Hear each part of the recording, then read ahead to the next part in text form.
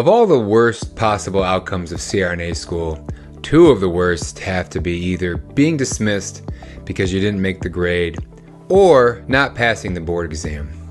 Devastating, expensive, time-consuming, it's embarrassing, your dreams are dashed or delayed. But why? Why don't people succeed in CRNA school? Why don't they pass the board exam on the first try? And I hate saying this, but really, the number one reason why you don't succeed in CRNA school or why you won't pass the board exam on the first try is you. You're the biggest problem. I'm Joshua Olson. I'm the founder of Ollivate. I'm also assistant program director and assistant professor of nurse anesthesiology. And in today's episode, we're going to talk about why people don't succeed in CRNA school and why they don't pass the board exam on the first try.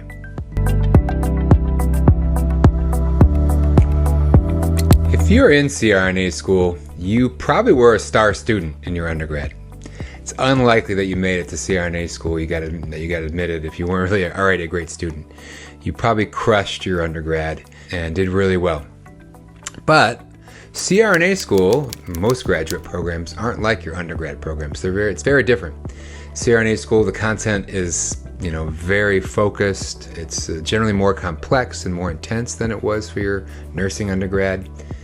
And a lot of the content's not intuitive, right? It's not simple, easy to understand. It's complex. It doesn't always make sense at the first go. You need to remember it for a long time. I mean, really for your whole career, you need to remember this stuff. So you're not just studying for short periods of time, you're studying for a long period of time. Plus the material is progressive, right? It builds on itself. So if you get lost at the beginning, you're really lost at the end. And the board exam, you're studying for an exam that's not 4 weeks away. You're studying for an exam that's three and a half years away, right? So the stuff that you're studying today, you got to remember for three years later. Or, even more than that, not just to pass the board exam, for your career. You got to remember what you studied in Pharm 1, so you might need it 10 years later down the road when you're in a situation. So it's very different than doing your undergrad, which you were successful in your undergrad, but not necessarily successful. There's no guarantee you'll be successful in CRNA school. And this is the problem. You think you will succeed in CRNA school, and the same methods that you use in undergrad you think will work in CRNA school, but they won't. And just because you did well then doesn't mean you'll do well now. You need different tools, you need different things to be successful in CRNA school than you used in your undergrad. You probably were very good in your undergrad at massed learning. Actually, the word that we like to use is cramming. You probably were really good at cramming for exams. How most people run these programs and undergraduate programs or nursing students handle these programs is they have an exam in a class every 4 weeks, every 3 to 4 weeks. So you study material for 3 to 4 weeks, you take the exam, and then you never really have to think about it again. Or maybe just a few concepts from it, that exam, you have to remember later. But you study for 3 or 4 weeks, you take the exam, you're done with it. But this is the problem, right? This does not lead to long-term retention. In fact, the research says that this mass learning or cramming is one of the most ineffective ways to learn something, and certainly one of the worst ways to remember things long-term.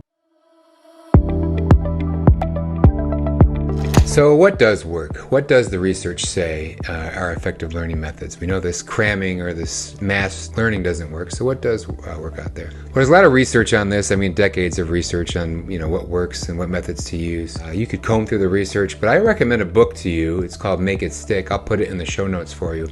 Make It Stick by Brown, Roediger, and McDaniel. Do a great job of summarizing some of these techniques. So I recommend if you're in the middle of anesthesia school, if you're starting anesthesia school, if you're even applying to anesthesia school, read through that book, take a look and see, and it'll talk about some of those learning methods and some of those tools that are really effective. The first tool that I want you to think about is spaced repetition.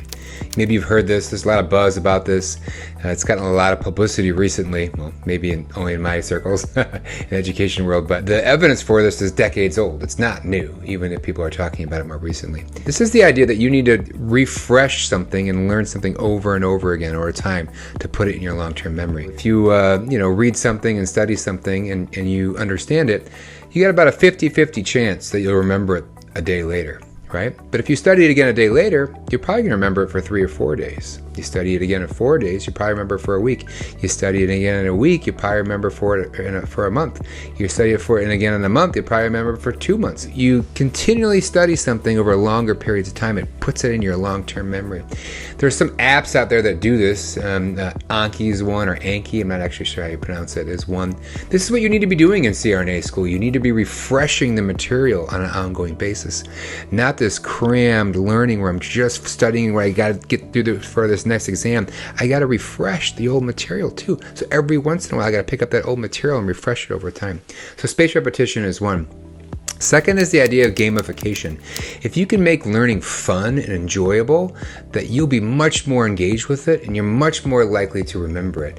Again, this isn't fluff. This isn't just like, making something silly out of something that's important. It's not. If you're interested in what you're learning, if it's fun for you, you're going to learn it. So, maybe you make a board game. Maybe you keep score. Maybe you use an app. Like some of my students use an app called Forest, where they, as they play or as they study, they start, planting a tree. I'll put a link to it in the show notes. And they, kind of compete with each other about who's, making a bigger forest, by studying longer periods of time. Lots of ways to gamify something. You can be creative about that, but it's a very effective tool. Another is socialization. If you can include other people in your studying, especially if they're students that are better than you or as smart as you, that's a good way to learn. Or teaching. If you can teach someone, that's part of socialization, right? If you can learn to teach somebody something, that's one of the best ways to learn. So this idea of socialization, of bringing other people into your studying, refines you. Now, I encourage you, if you're going to do that, make sure that the people you're studying with are also effective learners, not distracting you. Another one is interleaving. And interleaving is one students don't like. Typically, they don't want to do this. But the idea with interleaving is that you're not just focused on one topic. That when you sit down for a study session, you don't just want to study one thing. You want to mix it up. So maybe you have a cardiac exam coming up.